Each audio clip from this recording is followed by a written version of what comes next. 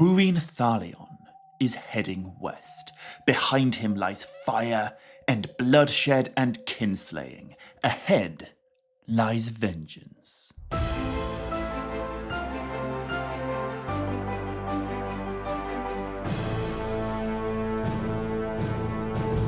Maya, Govan and Melanine, and welcome to the fourth episode in this series explaining and breaking down Tolkien's epic First Age tale of the Doom of Húrin. Today, we come to the final chapter of Húrin's story, and the last great evil of his life. But I want to begin this episode by talking about a different character. A character I last mentioned quite some time ago, the longest dangling loose end from the children of Húrin's story. You guys remember Mîm, the petty dwarf? The descendant of wicked rebel dwarves who were cast out long ago by their own people? Well, 16 years before Húrin's wanderings began, Mîm, the antisocial exile, and his two sons, Ibûn and Kim, were living inside caves within the Bald Hill that they called Shab Hund. And, unfortunately for all three of them, one day they encountered a gang of mannish outlaws.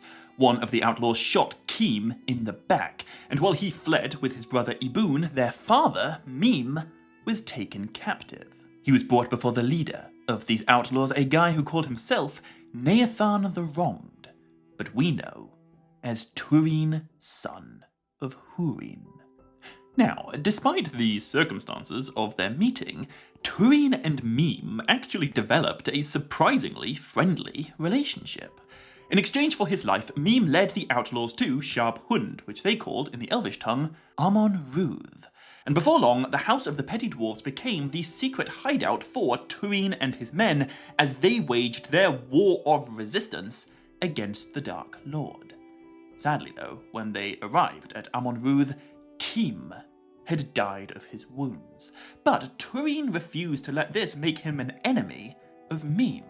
He treated the dwarf with pity, he held himself in Mîm's debt, and he promised that if he ever became wealthy, he would pay Mîm a ransom of heavy gold as a token of his sorrow. As the months and years passed, this unlikely friendship between Mîm and Turin only grew. And although many of the outlaws began to think, maybe life in Amon Rûdh would be a bit more pleasant if this unfriendly dwarf were no longer among them, Turin was of the opposite opinion. He would sit with Mîm in his private smithy for hours and hours and hours, and together they would talk about all kinds of lore and history and stories of the petty dwarves. And as you know, eventually, Turin, Mîm, and the outlaws of Amon Rûdh were joined by Beleg Cuthalion, the most wonderful elf in this story. And with his help, Nauglamír the Wronged became known as Gorthol the Dread Helm, the badass of the wild, one of Turin's most epic secret identities. Now, for reasons that are kind of fair enough, to be honest, Mîm despised all of the mannish outlaws who weren't Turin. And also, for reasons that are a lot less defensible, straight up bigotry, really, he also hated Beleg the elf, despite Beleg being a fantastic person who never did anything wrong. And so, after 3 years, when the awesomeness of Turin and Beleg, the dread helm and the strong bow, became such an all-consumingly vexing thorn in Morgoth's side, the Dark Lord sent a great many spies to Amon Rûdh to find a way to bring it down. And what happened next remains controversial. In the main version of the story, Mîm knew there were orcs skulking about the land, and he sought them out intentionally, with evil resolve, and with a purpose to betray the outlaws to the servants of the enemy.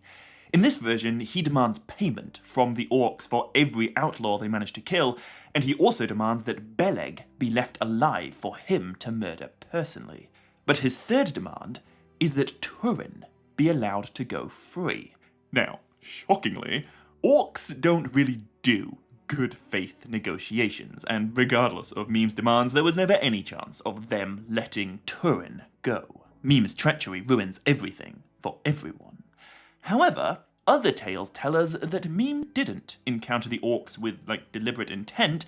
Instead, it was the capture and torture of his other son, Ibûn, that motivated Mîm to betray the outlaws. The extent to which Mîm is or isn't a despicably treacherous villain is left really quite ambiguous, and to an extent it remains up to the reader to decide just how much justification there might or might not be for his wicked deeds. There really isn't any other character like Mîm in Tolkien's writings. Even from the perspective of some hypothetical Middle-earth historian, there is no consensus at all on who Mîm truly was in his heart. Anyway, regardless of the questionable contents of his character, the end result is the same. Amon Rûdh is betrayed. The outlaws are slaughtered, and Turin, son of Húrin, is captured by the orcs and carried off to Angband as their prisoner. Beleg Cuthalion is wounded. He is bound, and he is left by the orcs for Mîm to find and murder, which he very nearly does. In the Children of Húrin version, Mîm tries to butcher Beleg with a knife. In the Silmarillion version, he plans to use Anglakel, the black sword that Turin will eventually reforge and call Gurthang. But in both versions, he fails at the last minute. Beleg survives. Mîm flees the consequences of his actions in terror, and in the Silmarillion version, as he runs wailing from the hilltop, Beleg shouts after him, "The vengeance of the House of Hador will find you yet." Now, I'm guessing everyone knows what happened next to Turin and Beleg. It's devastatingly sad, but I've already talked about it at length. However, the question I want to tackle right now is, whatever happened next from Mîm's perspective? He falls out of the story after the sack of Amon Rûdh, but his story does not end there.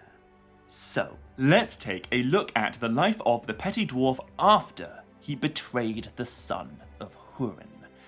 And the first thing to say here, there aren't a huge number of details. For 10 years, Mîm dwelt in secret in the wild. We don't know where exactly he lived, but we can speculate he either took up residence once again in his old halls of Amon Rûdh of Shab Hund, or maybe, fearing the memory of that place and the sorrow of his son's death, he lived instead off the land, surviving on a special type of edible root that dwarves called earth bread, and sleeping on bare rock or beneath tall trees. But one thing we can say with certainty, at some point in those 10 years, Mîm's other son, Ibûn, also died. It's possible Ibûn was killed by those same orcs that Mîm led to Turin's hideout, or maybe he died much later in some unfortunate mishap. We have no idea.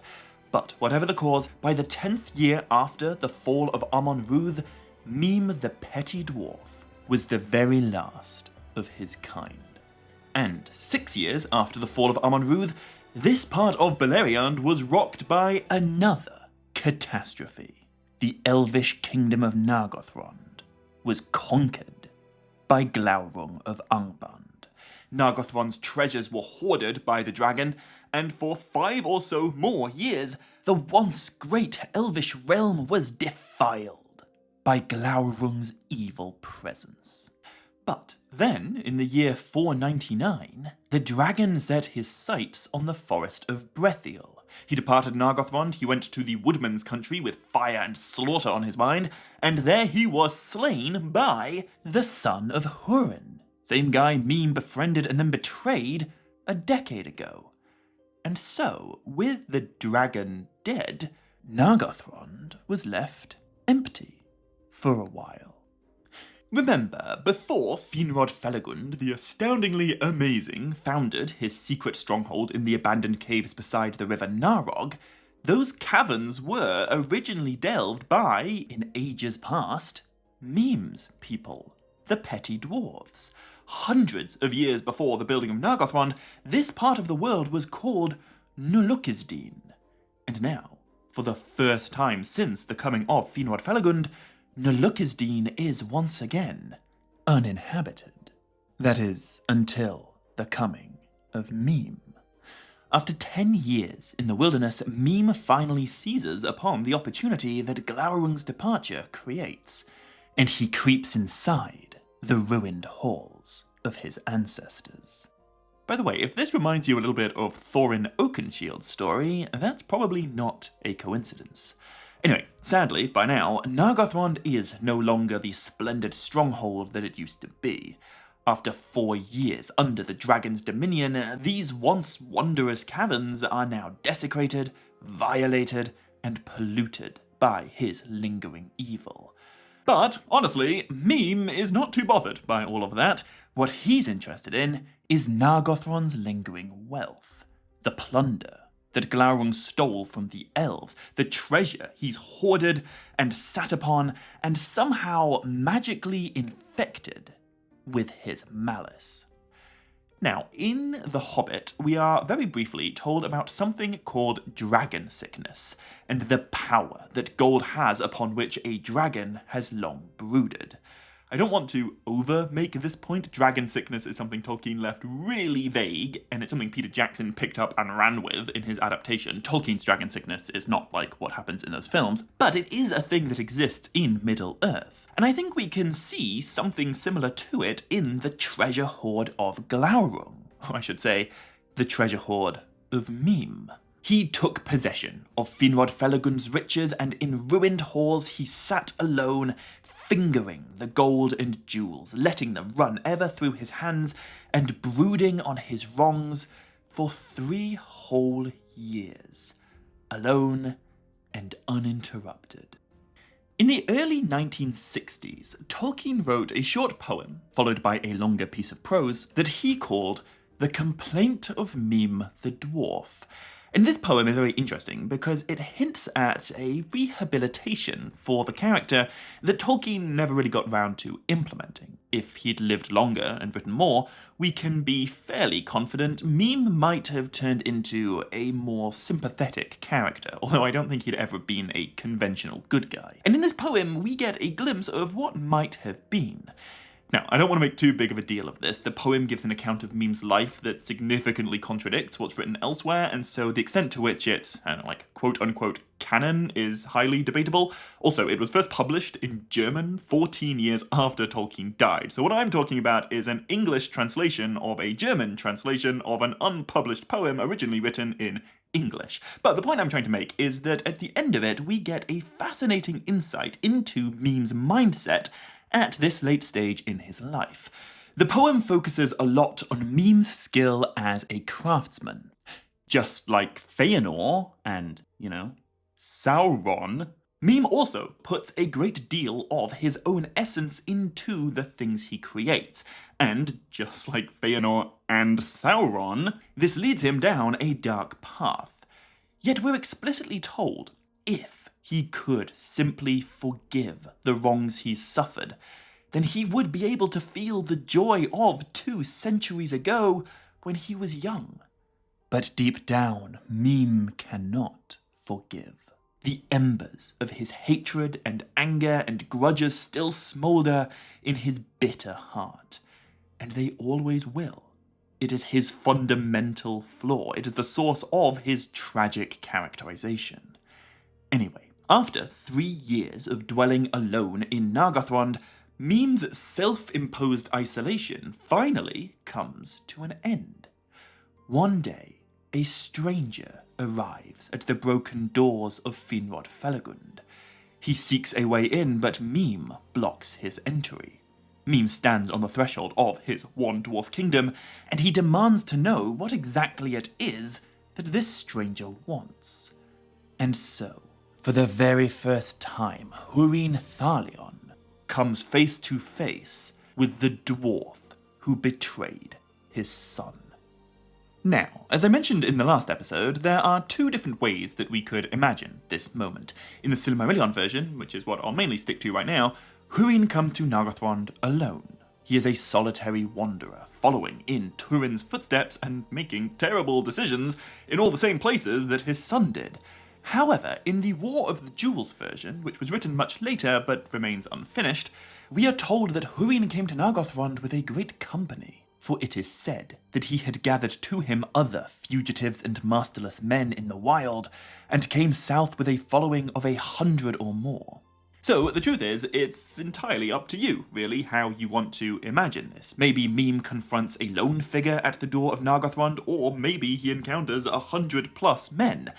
Either way, though, the end result is the same.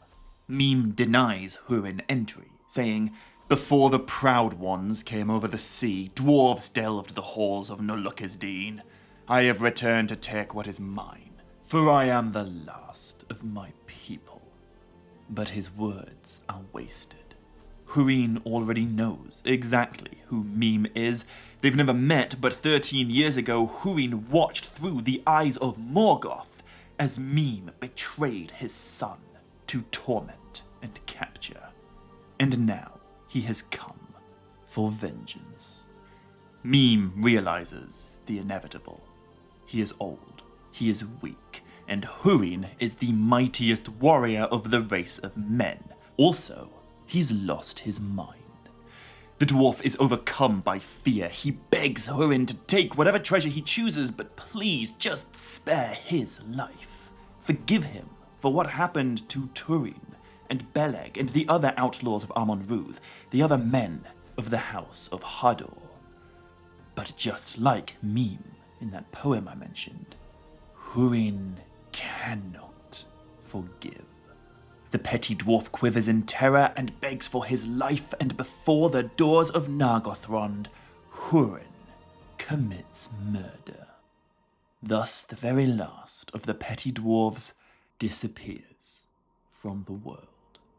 And with Mîm dead, Húrin now enters the dreadful halls of Nargothrond that no mortal man has walked since Turin left there 7 years ago. He finds the treasure hoard of Glaurung, and he looks upon the jewels of Valinor lying strewn upon the floor in darkness and decay. But when Húrin departs the wreck of Nargothrond, he takes with him only one item from that treasure hoard, the one item that wasn't brought by Finrod Felagund from the Undying Lands. Way back, many episodes ago, I mentioned a very special necklace called the Nauglamír, or the Necklace of the Dwarves. This necklace was made of gold, and it was crafted by the greatest dwarven smiths of both Blue Mountain kingdoms, Nogrod and Belegost. But what's so interesting about it, the gems that were set inside this dwarven necklace were gems from Valinor. They were carried over the sea by Finrod Felagund himself. And once this extraordinary Nauglamír was made with dwarvish skill and elvish resources, it was given freely as a gift of friendship to Finrod Felagund by the dwarves who made it. It became Nargothrond's most prized treasure. It is remembered as the most famous of all the dwarven works in the Elder Days. Also, don't forget, Nargothrond itself was built by a union of elves and dwarves. It was styled after Menegroth, which was also built by a union of elves and dwarves. I know we often think of elves and dwarves as being rivals with a great deal of bad blood between them, and to be honest, this necklace is going to go on to be quite an important factor in why that's the case. But before all of that, elves and dwarves used to work together to create things more beautiful and wonderful than either race could ever have made on their own. And apart from maybe the Doors of Moria, which don't exist yet, this Nauglamír is the ultimate epitome of that union. This necklace has such wholesome origins. And yet now it has entered the possession of Húrin. And as you must surely have already realized, wholesome ain't what Húrin's story is about. With Mîm dead and vengeance taken, Húrin sets off again into the east for the final stop on his tour of retribution. You see, back when he was eventually released from Angband, when Morgoth set him loose into Beleriand, the Dark Lord knew that Húrin's hatred would unwittingly advance his malicious agenda. It's what happened with Gondolin, it's what happened in Berethiel. But Tolkien explicitly tells us, in all ways, Morgoth sought most to cast an evil light on those things that Thingol and Melian had done, for he hated them and feared them. From the Dark Lord's perspective, ruining Betrayal was good, and exposing Gondolin was great, but the very best thing Húrin could achieve would be the downfall of Doriath. And it is to Doriath that Húrin heads next. He arrives at the Meres of Twilight, Ailin Uial, the same place where his wife Morwen was met by Mablung's company on her journey away from Doriath towards Nargothrond 6 years ago. And here, he is spied and then taken by the elvish wardens that guard it. We aren't told, but perhaps he's taken by Mablung himself. Anyway, with permission from their king and queen, Húrin is brought through the girdle of Melian and escorted to the 1,000 caves of Menegroth, where Eleuthingol rules with his divine Maya wife. And just as Turin was, and Morwen was, and Nienor was, Húrin is also brought before the king and the queen as a guest. And he carries with him the Nauglamír. Now, just before I continue, a few minutes ago I said you are free to imagine Húrin either travelling alone or with a company of 100+ followers. However, at this point in the story, you might be thinking things would go differently if he had all those woodmen and outlaws and fugitives behind him. Like, are all of them brought to Menegroth? Are they all present in what happens next? Well, honestly, I'm not sure. The only complete version of this story is found in the Silmarillion, in which Húrin does all of this alone, and for the rest of this episode, that is the version I'll stick to. But in the next episode, the final episode in this series, I'll talk all about another version of this story, a sort of alternate ending, in which we will see Húrin's company and we will explore their role in what comes next for Doriath. Obviously, you are still free to imagine this however you want, but right now, I think it will make more sense if we picture Húrin coming to Menegroth alone. Anyway, when Thingol and Melian look upon the legendary chieftain of Doriath, they are filled with both wonder and grief. Húrin Thalion is now aged and grim to look upon. His many years of captivity in Angband are plain to see upon his face. And yet, both Thingol and Melian greet him fairly, and they show him honor, which Húrin does not reciprocate. He's not seeing Thingol and Melian as they are, he's seeing them as Morgoth wants him to, through an evil light. Húrin is aware of the role they played in the lives of his son and his wife and his daughter, but he is interpreting that role in the most hateful and uncharitable way. And yet, Eleuthingol is one of Morgoth's mightiest foes in all of Beleriand, and Melian arguably is his mightiest foe this side of the sea. So Húrin can't just murder them like he did to Mime, and he probably recognizes he also shouldn't throw a stool at anyone. Instead, he does something surprisingly passive-aggressive. He draws forth the Nauglamír, and he casts it at Thingol's feet in a wild and bitter temper. Remember, the Nauglamír was originally created as a gift for Finrod Felagund, and Finrod is the grandson of Eleuthingol's brother, Olwe of Alqualonde. Finrod is Thingol's grandnephew, and Finrod gave his life in the aiding of Beren's quest to steal a Silmaril from the Dark Lord's crown, which he only had to do in the first place because of Thingol's highly unreasonable demands. And so, as Húrin casts the world's most beautiful necklace at Thingol's feet, he angrily cries, "Receive thou thy fee, for thy fair keeping of my children and my wife." Thingol looks long at the great treasure, and he well understands Húrin's intent. I think we could potentially paraphrase Húrin's words here as, "Thanks for getting my whole family killed, you." But, perhaps surprisingly, Thingol's response to Húrin is entirely reasonable. He realizes he's being insulted, but instead of overreacting, as he's sometimes known to do, Thingol rather is filled with pity, and he restrains his wrath, enduring Húrin's scorn. I already made this point back in the Children of Húrin Explained series, but can we take another moment to appreciate how once again Eleuthingol is on his best behaviour?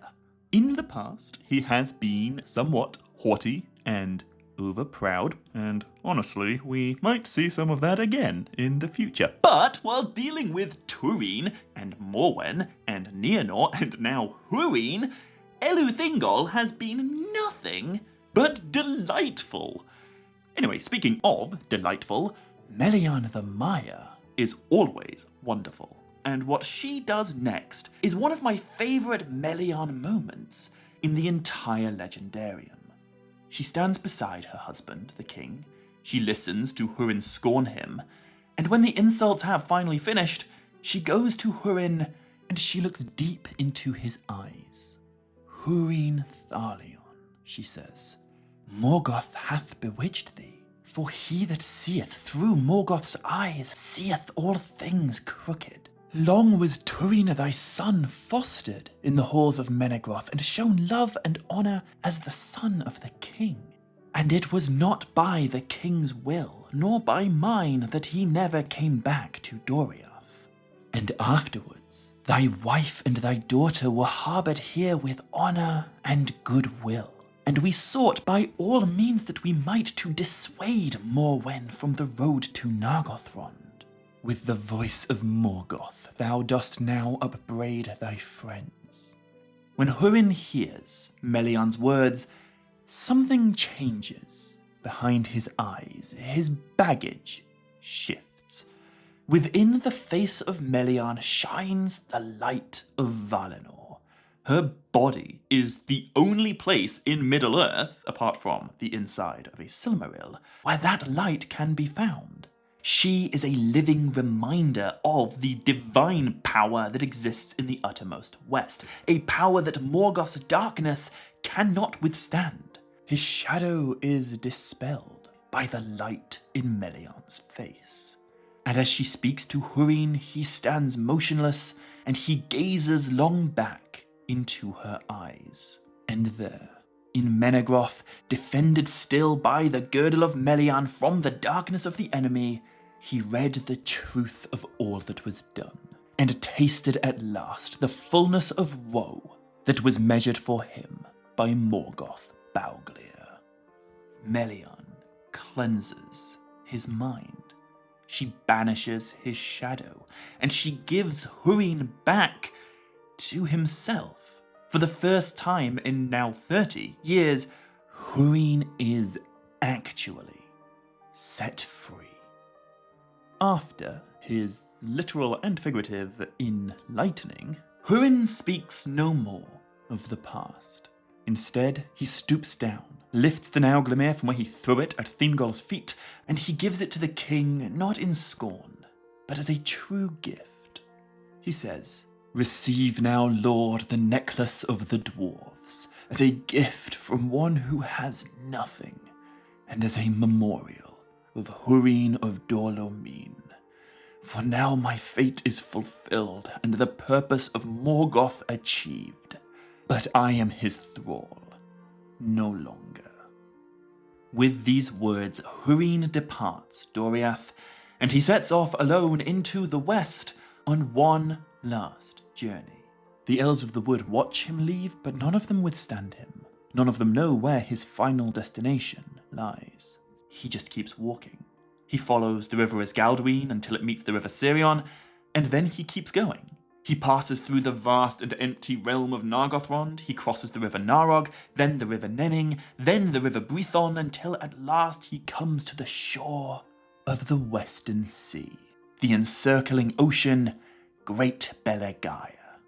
A long time ago, the fathers of the race of men awoke far away in the uttermost east of Middle-earth, potentially on the shores of the Eastern Sea. And the very first thing that the very first men ever saw was the world's very first sunrise. But contrary to most other sunrises that came later, the first sunrise began in the west. The first men followed its light into the west. Many of those men later forsook their journey and settled in many different parts of Middle-earth where their descendants built communities and later countries, but 3 mannish clans kept going. They journeyed all the way into Beleriand, and there they became known as the Edain, the houses of Beor, Halath, and Hador. But even among these 3 clans of the Edain who journeyed further west than any others, by this point in the story, none of them, save one, had ever journeyed so far that they beheld the Western Sea. When Húrin makes it to the shore and he faces the great ocean, he becomes only the 2nd mortal man in history ever to do so. The first was his nephew, who I'm gonna get to in good time. This mannish desire to journey west is a pretty crucial theme in explaining the entire race of men, really. It's something I'll talk more about when we get to Eärendil, and something I'll talk a lot more about when we get to the Second Age and the story of Númenor.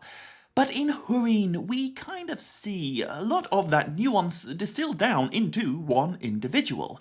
In some ways, Húrin is almost an extreme personification of the entire race of men. Back in the beginning, the first men fell under the shadow of Morgoth, and yet some resisted. They journeyed west. They did some terrible things. They did some really good things. They navigated their lives between the light in one direction and the shadow in the other. They made choices. They made music. They made families. They made war. And then they died, as all mortals must. And in light of that, I think there's something profound and beautiful, albeit incredibly tragic, about the way Húrin's life ends. He did all those things too. He fell under shadow. He resisted. He built a family. He lost it. He loved. He hated. He fought valiantly. He committed murder. But at the very end of it all, he faced west and looked upon the sea. Thanks to Melian, his mind is set free. But there is only one way to free his spirit from the Dark Lord's shadow. And so he relinquishes that spirit to the one power that Morgoth will forever be powerless against: Ilúvatar. Just like his daughter Nienor, Húrin casts himself into the water and ends his life. Thus passes the mightiest of all the warriors of mortal men. His spirit is released beyond the circles of the world, and for a brief time it is held and judged and healed within the halls of Mandos. But then, as all men must, his spirit departs the universe, and it returns to Ilúvatar, to where it came from, for some purpose that even the Valar do not know. But he is set free of Morgoth forever. I'm aware this is a really, really heavy story with a great deal of sorrow right at the heart of it, but I think one of the many things that Tolkien is so good at doing is giving us something inspiringly beautiful to hold on to despite the darkness. During the lifetime of Húrin Thalion, it's hard to argue Morgoth didn't win. He kinda did. But beyond the lifetime of Húrin, from the biggest picture perspective, Morgoth is never going to triumph. Húrin has a nephew. The Dark Lord has a weakness. The free people still have hope. But that is the end of Húrin's life and the end of his story. You may have noticed, though, it's not the end of this series. I have one more episode to go, and in the next one, I'm going to talk all about that alternate ending I hinted at a few minutes ago. Because this is absolutely fascinating. The story I just told you was compiled by Christopher Tolkien out of his father's many notes and papers, and it's the version we get in the Silmarillion, the only version that's ever been published. But other writings were made somewhere out in the world there exists a handwritten account of Húrin's life that Professor Tolkien wrote and then sent away. Writings that were lost, writings that Christopher Tolkien did not know existed while he was putting together the Silmarillion. But now, those writings have been found. Recently, a literal lost tale was uncovered, and I am super excited to tell you all about it in the next episode. So, to make sure you don't miss it, hit subscribe if you haven't already, and be sure to click like and leave a comment on this video if you want to. However, until next time, as always, my dear friends, much love, stay groovy, and Navair Melanin.